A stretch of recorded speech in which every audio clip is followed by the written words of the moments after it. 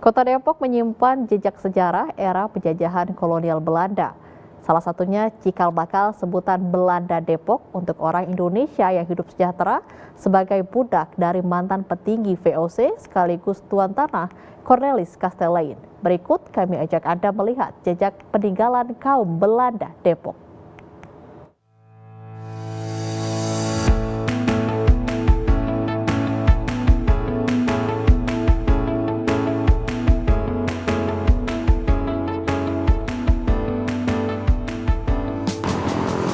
Berbicara seputar kota Depok tidak bisa dilepaskan dari sejarah Belanda Depok. Tapi sebenarnya siapa sih kaum Belanda Depok ini? Mari kita cari tahu bersama. Depok, salah satu kota penyangga Jakarta, punya cerita kala Belanda menjajah. Jejak itu dapat kita jumpai melalui bangunan di kawasan Depok Lama, kini menjadi Jalan Pemuda. Di kawasan ini, asal-usul sebutan Belanda Depok bermula. Gedung ini adalah kantor milik Yayasan Lembaga Cornelis Kastelein. Usianya sudah 3 abad lebih. Sehari-hari, gedung ini menjadi kantor bagi Ferdy Jonathans dan Meilano Setiawan Ishak, 2 keturunan kaum Belanda Depok.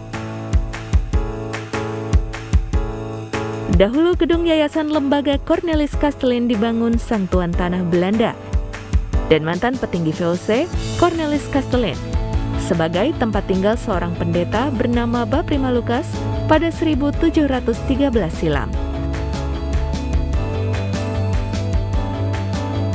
Iya, karena yayasan ini terbentuk karena dibentuk oleh 12 marga kesepakatan. Jadi tetap pemilik utama dari yayasan lembaga ini adalah 12 marga tersebut. Dan yayasan ini ya menjalankan misi-misi yang diberikan oleh Cornelis Kastelein kepada 12 marga itu. Seperti itu. Misalnya kan supaya mereka menjadi satu. Tema besarnya adalah supaya mereka menjadi satu, makanya dibentuk sekolah.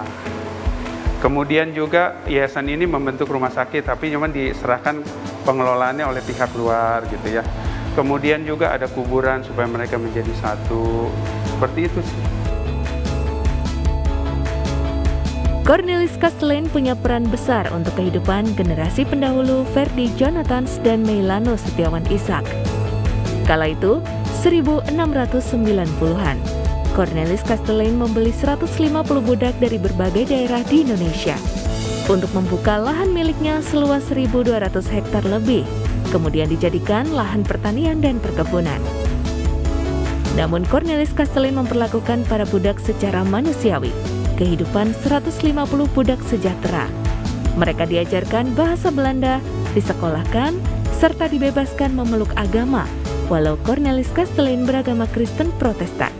Olok-olokan aja, karena kita bisa berbahasa Belanda yang diajarkan oleh Tuan Cornelis Kastelein. Jadi ketika orang Depok tahun 60-an naik kereta itu berkumpul, orang-orang Bogor bilang mereka berbahasa Belanda ke Belanda Depok, akhirnya berlanjut hingga sekarang.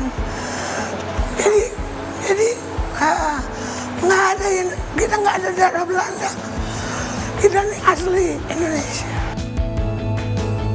Hidup para budak berubah usai Cornelis Kastelein meninggal. Sebuah surat wasiat dibacakan pada 28 Juli 1714. Cornelis Kastelein menghibahkan tanahnya kepada para budak. Mereka pun hidup sebagai orang merdeka melepas status budak. Setelahnya mereka dibagi dalam 12 marga, usai dibaptis pendeta Baprima Lukas.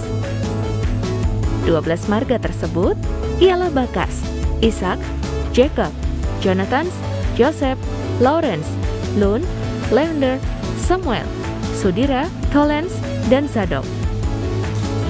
Kini jejak sejarah kaum Belanda Depok masih bisa Anda jumpai di kawasan Jalan Pemuda, seperti GPIB Immanuel yang dibangun pada 1713 agar memudahkan 12 marga dan keturunannya beribadah.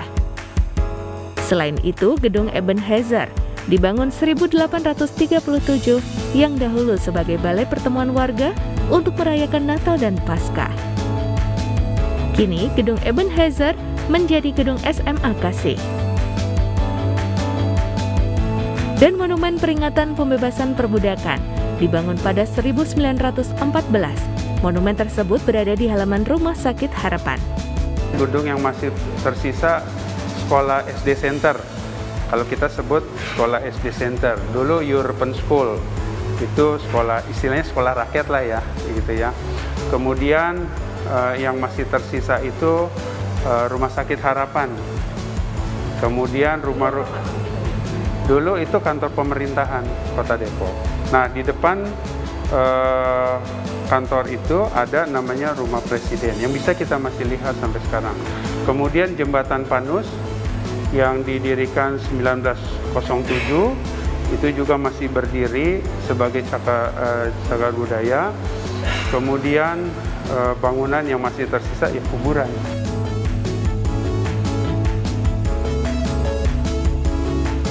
Makam yang dimaksud Meilano Setiawan Ishak ialah makam Kamboja yang menjadi saksi bisu peradaban kaum Belanda Depok. Makam Kamboja dikhususkan untuk 12 marga kaum Belanda Depok beserta keturunannya. Kini, ratusan tahun setelahnya, kaum Belanda Depok mencoba merawat sejarah agar tidak dilupakan melalui Yayasan Lembaga Cornelis Kastelin yang diurus 12 marga. Keturunan Belanda Depok kini hanya tersisa 3.000 orang. Makam Kamboja menjadi tempat peristirahatan terakhir dari 12 marga beserta dengan keturunannya yang merupakan Belanda Depok. Dan makam ini menjadi bukti perjalanan panjang dari kaum Belanda Depok yang tidak boleh dilupakan dari sejarah. Yuli Horisman, Arisandi, JPM TV, Depok, Jawa Barat.